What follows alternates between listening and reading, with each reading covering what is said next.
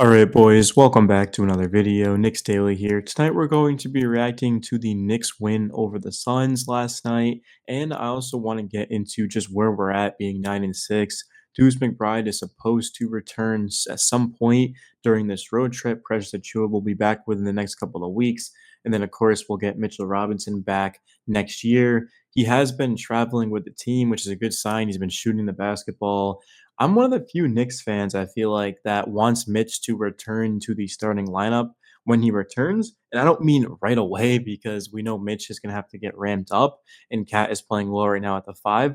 But I think for us to win a championship, we are going to want to pair KAT with it could be Mitch or it could be Achua just to get some more interior defense. KAT has dealt with foul trouble this season. He's only fouled out on one game. But there's been multiple times where he's picked up 4 or 5 fouls. He had 4 fouls last night, for example. He just had 5 fouls the other night.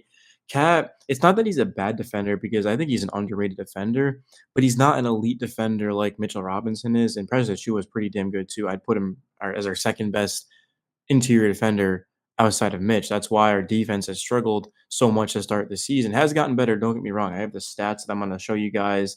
Over the first 11 games of the year, the Knicks were allowing opponents to hit 47.6% of their tries from the field. That ranked in the bottom half of the league in that span through November 13th, but has respectively risen to 14th, 45.7 in the last 4 games. That doesn't count the Suns game last night, which we did a pretty good job, I would say, overall defensively. We gave up 122, despite them being without Booker and without, of course, or not Booker, sorry, Kevin Durant and without Bradley Beal. But I feel like the Knicks, effort-wise, were good. That's a huge thing. If they're going to hit shots, make them earn it. And that's exactly what we did. We gave up 49% from the field and 38 from three, which the Knicks can win games like that because of how high of power their offense is. Let's talk about it, which is another thing that I did want to mention, which we'll get into right away. So Jalen Brunson's averaging 25.2 points per game this season, 7.3 assists. He's shooting 40.4% from three.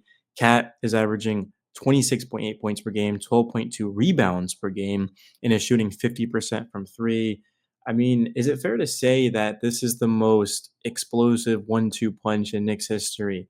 We had Brunson and Randall, Melo and JR. I mean, I don't think that really compares. Of course, Patrick Ewing and I would say John Starks, but I don't think anything's come close to KAT and Brunson. We're talking about probably two top five players in all of the Eastern Conference. Brunson's going to start the one at the All Star game.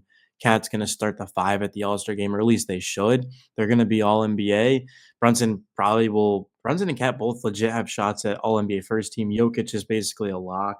AD is going to be up there, so it's going to be tough for KAT. But just in terms of Brunson, I don't know if there's a point guard playing better than him right now. I know it doesn't go by position. I mean, you'd have to think about Shea and Steph Curry immediately come to my mind. I don't watch too much basketball outside of the Knicks. I know Luka's going to be in there, but in terms of just these guys, they are absolutely crushing it.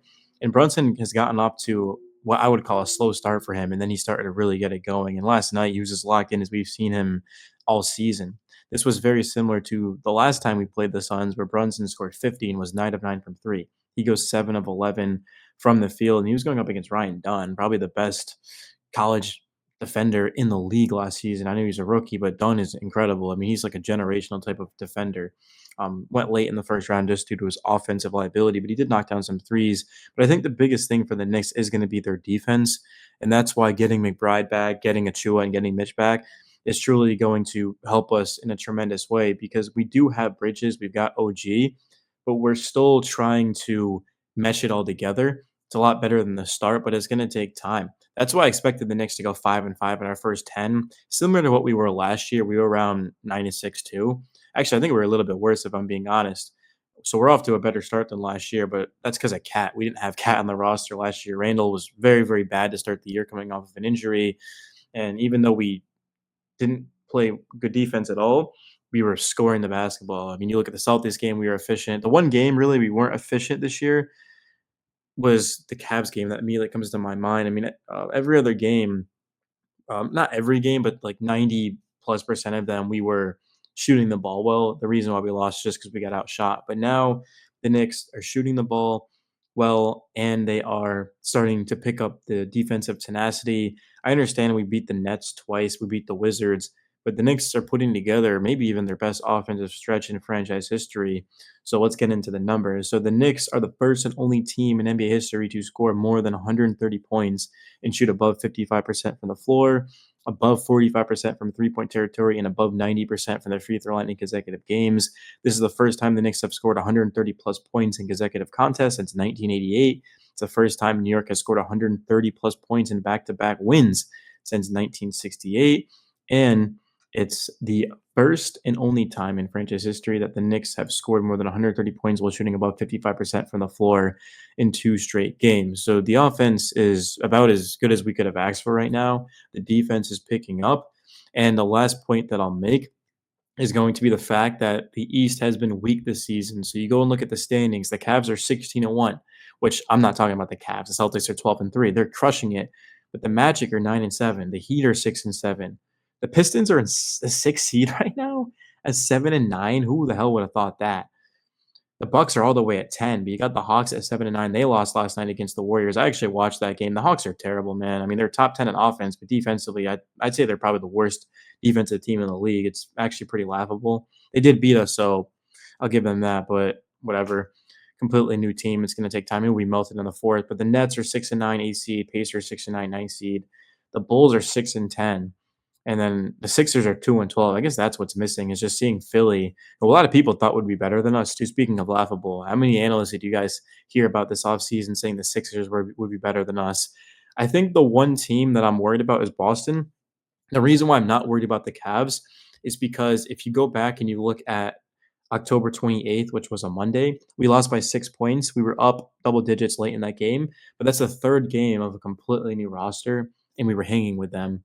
And then, of course, the Celtics game, we did shoot well, but they just outshot us, and that was really it. I mean, we were historically good through 3 quarters. Their starters were like 75% from three. In a 7-game series, we're not even remotely close to being able to beat the Celtics. I would say the Cavs as well. Like we need to get Mitch back, Achua, McBride, and then we need to play everyone, get their minutes up, ramp them up, so that way they have some chemistry. But once the Knicks do that, I mean, they're going to be golden. And our stretch upcoming is very, very soft. We do have Denver. We have Dallas, who's going to be without Luka. He just got injured the other night. Charlotte, New Orleans, Orlando, Charlotte, Detroit, Toronto, Minnesota's about the same record as we are. I think they're actually exactly 9-6. They're 8-6, so we have a win more than them. So pretty close. And then we've got New Orleans, Toronto, San Antonio, Orlando, Washington back to back. Back to back games, at least not nights, but then Utah. So, guys, the Knicks have a chance to get really hot here. And you have to realize that the more wins we get, the closer we're going to be able to get up to that number 1 seed. And then we're going to start getting guys back. So we'll get McBride back, like I said, within the next couple of games. We'll get Achua back in the next couple of weeks. And then next year, which isn't that far away.